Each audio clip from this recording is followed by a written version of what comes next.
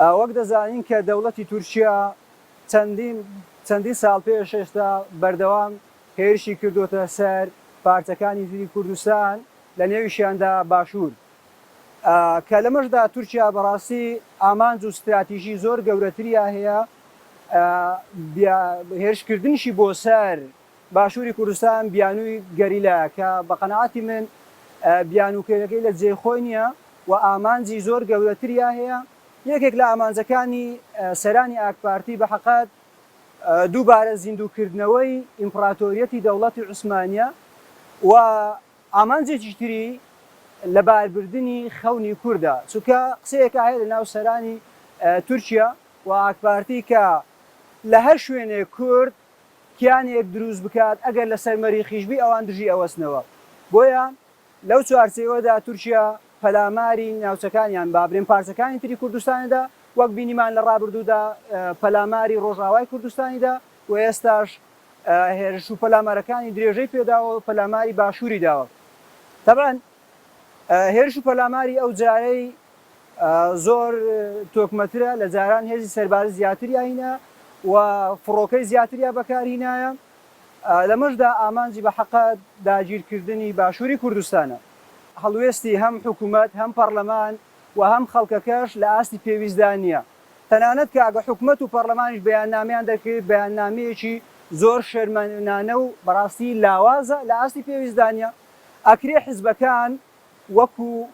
ئێستا بەرژەوەندی میلەت وونەتەوە لەسەری بەرژەوەندی حیزبی دابنێن هەمویان بە یەکگرتووی ئەتوانن ڕوبەڕووی تورکیا بن یان بە هەماهەنگی لەگەڵ عێراقدا بە حەقەت ئەتوانن سنوورێک بۆ هێرش و پەلامارەکانی تورکیا دابنێن و خەڵکەکەش ئەتوانێ بەڕاستی ئەتوانێت خۆپیشاندام کە ئەگەر ڕێگەی پێ بدرێ لە تەواوی کوردستان بۆ ئەوی لە ڕێگەی خۆپیشاندانەوە لە ڕێگەی حیزبەکان لە ڕێگەی حکوومەتی عێراقەوە بتوانێتەوە یەکگرتوەکان وە کۆمەلگای نێودەوڵەتی بینە سەر خەت بۆ ئەوی سنوورێک دابدرێ بۆ دەست درێژەکانی تورکیا بۆ سەر باشووری کوردستان چالاکانی کۆمەلگای مەدەنی وەک چۆن حیزبە دەسەڵاتدارەکانی هەرێم کۆمەلگای ئێمەیان دابەش کردیا چالاکانی کۆمەلگای مەدەنیش دابەش بوون بەشێکیان لە زۆنی زەرد و بەشێکیان لە زۆنی سەوز و نیلی کە پێگوترێ نانتوانی وەکو پێویست هەڵوێستە نەتەوەیەکانی خۆیان دەرببڕن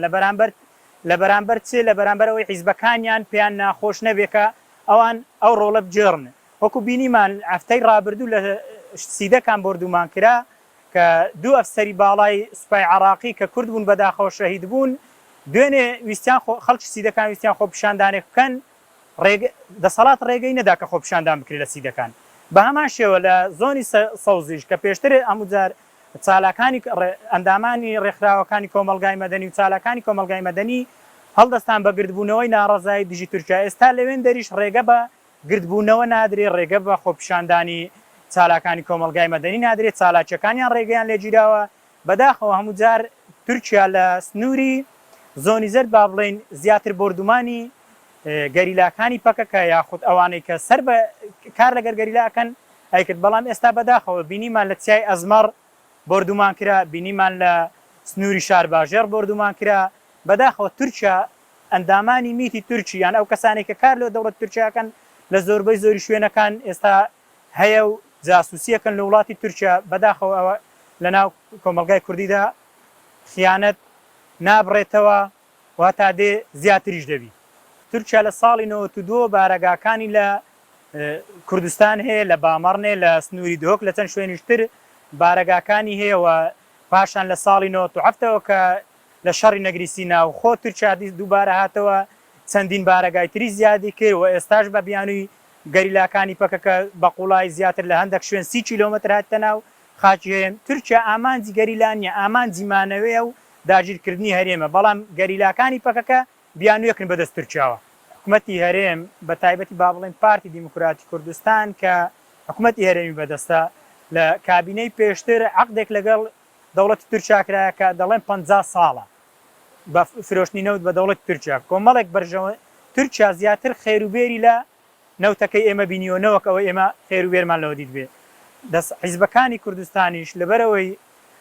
با بڵێن بەشێکیان حامیلی تورکیان یاخود کار بۆ لەگەڵ دەوڵەتی تورکیاکەن یان هاوپەیمانە لەگەڵ تورکیا ناتوان ئەو هەڵوێستە بن کوردیش یەکگرتوو نیە یەکیان